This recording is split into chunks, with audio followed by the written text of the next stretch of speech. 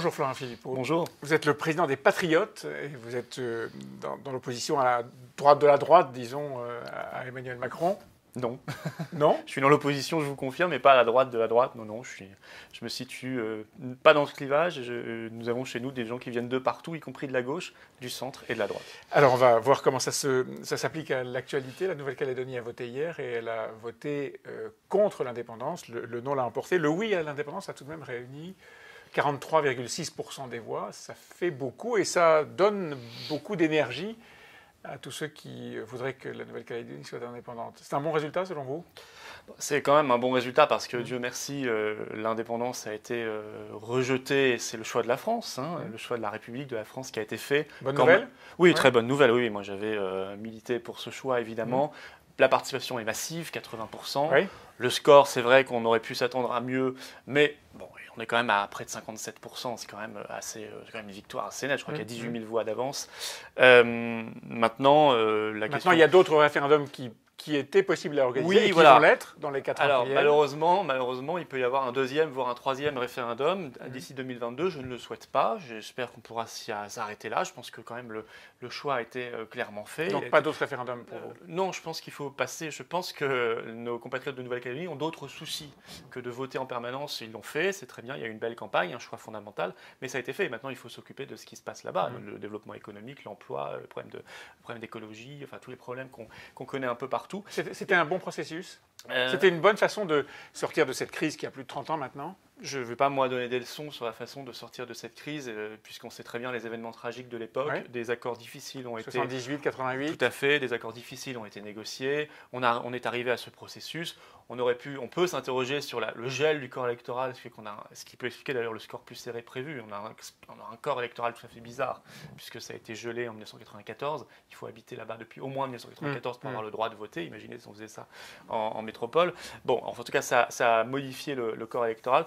Bon, mais ceci dit, on ne va pas revenir sur tout ça. C'est fait. C'est un processus qui pourrait s'appliquer dans d'autres territoires, voire d'autres départements d'outre-mer de la France? Non, je ne crois pas du tout qu'il y ait une aspiration à l'indépendance. Je ne crois pas du tout. Vous voyez, moi, je rentre d'un déplacement parlementaire avec ma collègue Mireille Dornano.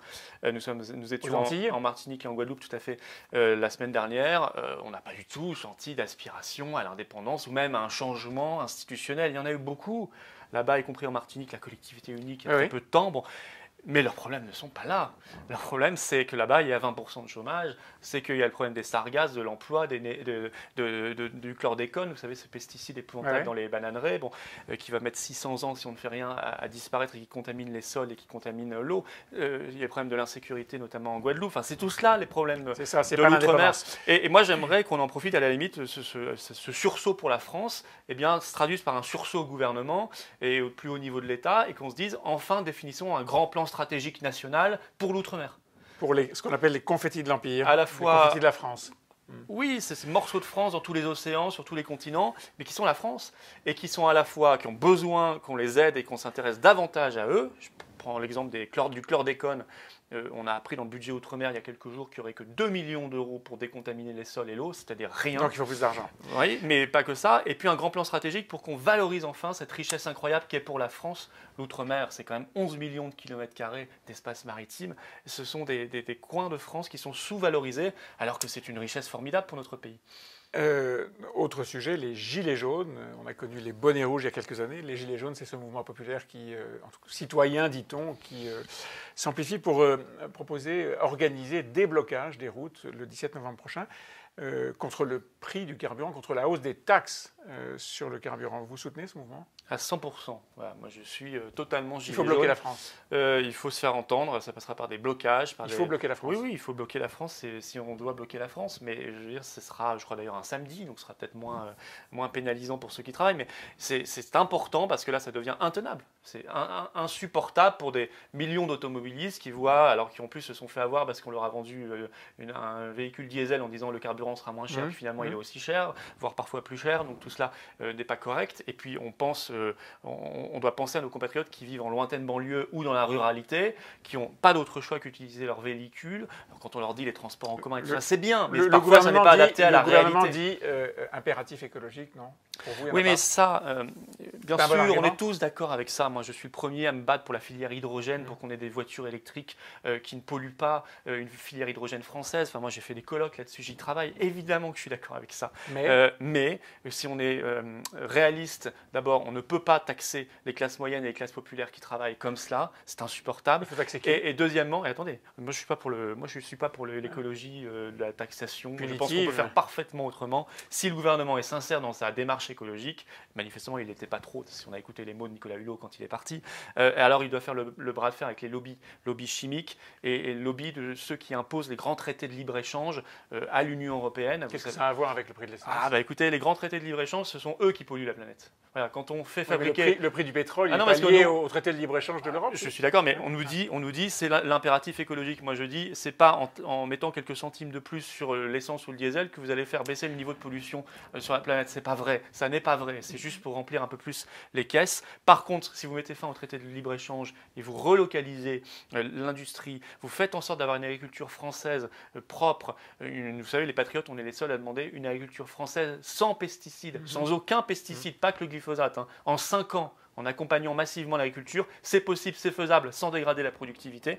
Alors là, vous ferez un vrai geste pour l'environnement. Ceci dit, pour le faire, il faut annuler les taxes sur le carburant, il faut bloquer le pays. Il faut les baisser. Il faut se faire entendre le 17. Moi, j'appelle tout le monde à y aller. Oui, il faut y aller. Il faut se faire entendre. Ça vous dérange pas, par exemple, avec des gens de la France Insoumise? Mais aucun problème. Aucun problème. Extrême gauche avec vous, tout va bien. Non, mais il faut que tout le monde soit là. C'est pas une question politique, c'est une question de Français. Une question. Non. Il faut trouver des solutions politiques. Mais ce jour-là, c'est tout le monde. Donc, gilet jaune pour tout le monde. Mais ensuite, on baisse les taxes. Et on va vers la voiture propre et surtout on arrête l'hypocrisie en matière écologique, ce qui suppose d'arrêter ces grands accords de libre-échange. Pour que la France on va rester sur le carburant. Non, mais j'ai juste ma phrase et mon pour que la France puisse le faire, il faut qu'elle ait sa souveraineté commerciale, c'est-à-dire qu'elle sorte de l'Union européenne. Ça, c'est un des grands enjeux qui sera le nôtre en 2019. Guillaume Pelletier, pour les Républicains, dit qu'il faut une taxe sur les sociétés d'autoroutes. Oui, ce sont les Républicains qui ont privatisé les sociétés d'autoroutes. Vous vous souvenez pas? Et donc donc tout ça, c'est du vent. Enfin, moi, j'ai Guillaume Pelletier, ça fait 10 ans, 15 ans, 20 ans qu'on l'entend faire des promesses dans tous les sens, parfois contradictoires, selon le vent, dominant, sondagier, enfin tout ça. Oui, renationalisons les sociétés d'autoroutes, d'abord, premièrement. Parce qu'on peut commencer par être efficace et cohérent, c'est-à-dire renationaliser ces sociétés d'autoroutes. Ça a été on a floué les Français là-dessus, qui les ont payés pendant des décennies, puis qu'on a donné ensuite au privé. L'Opinion sort ce matin les principaux articles qui vont être réécrits par le gouvernement sur l'instigation d'Emmanuel Macron à propos de la loi de 1905 sur la laïcité. Un objectif principal qui est de lutter contre les dérives islamistes dans un certain nombre de cas. Est-ce que vous approuvez d'abord qu'on touche à ce qui apparaît souvent comme un totem à peu près intouchable, cette loi de 1905? Non, je ne sais pas que je la considère comme un totem, c'est simplement je ne vois pas le rapport entre la lutte contre l'islamisme absolument fondamentale et nécessaire et la loi de 1905. Financement des cultes, financement des mosquées ou de tout lieu de culte, financement des associations cultuelles, tout ça est très lié au principe de base de la loi de 1905, qui est que l'État ne finance pas les cultes. Moi, j'ai peur justement qu'on modifie la loi de 1905 sous prétexte de lutter contre l'islamisme, ce qui ne sera absolument pas fait par cette réforme, mais plutôt pour permettre le financement public des lieux de culte, et en l'occurrence essentiellement des mosquées. Plutôt éviter que éviter que les pays étrangers financent des lieux de culte. Non, c'est pas une bonne idée. Faisons-nous, au lieu de faire des concessions, pourquoi on ne peut pas de temps en temps se faire respecter? Je sais pas, c'est quoi que la République française se fasse respecter. On veut éviter que les pays étrangers financent les mosquées. On interdit aux pays étrangers de financer les mosquées. Je veux dire, d'autres pays cette loi telle qu'elle est révélée aujourd'hui propose un contrôle de toute subvention, tout financement supérieur à quelques milliers d'euros. Mais on peut déjà le faire, on n'a pas besoin de modifier la loi de 1905. On interdit le financement étranger des mosquées, on interdit évidemment ce qui est déjà la loi, et je ne veux pas la modifier, le financement public, y compris détourné par des collectivités locales, par clientélisme ou je ne sais quoi. Et c'est comme pour tout culte, vous savez, la loi de 1905, c'est ça, c'est l'exercice libre des cultes, heureusement, mais c'est les fidèles, ce sont les fidèles qui doivent financer eux-mêmes leur lieu de culte, et il n'y a pas de raison que ça change. Maintenant, si on veut lutter contre... Non, on ne touche pas à cette loi. Si on veut lutter contre l'islamisme, il y a tant d'autres choses à faire. La fermeture des mosquées qui sont les mosquées salafistes, par exemple, ou radicales, le contrôle de l'argent qui rentre, arrêter d'être dans la main en permanence de l'Arabie Saoudite ou du Qatar, enfin des choses qui me paraissent infiniment plus importantes à faire que de modifier la loi 1905 pour permettre un financement public. Vous avez quitté ce qui était à l'époque le Front National, aujourd'hui le Rassemblement National, il y a un peu plus d'1 an. Vous avez créé les Patriotes. Bilan au bout d'1 an. On se développe. Un peu seul. Ah non, on n'est pas seul du tout. Moi, je suis pas seul. Vous savez. Marine Le Pen continue à bien se comporter. Les sondages sont plutôt flatteurs. Oui, Nicolas Dupont-Aignan a créé son univers. Et vous ? Voilà, vous parlez d'un parti, pour le premier, qui a 45 ans d'âge, et Dupont-Aignan, il a créé son association en 1999. Oui, donc, il y a 20 ans d'âge. Il y en a qui ont mis 1 an pour prendre le pouvoir.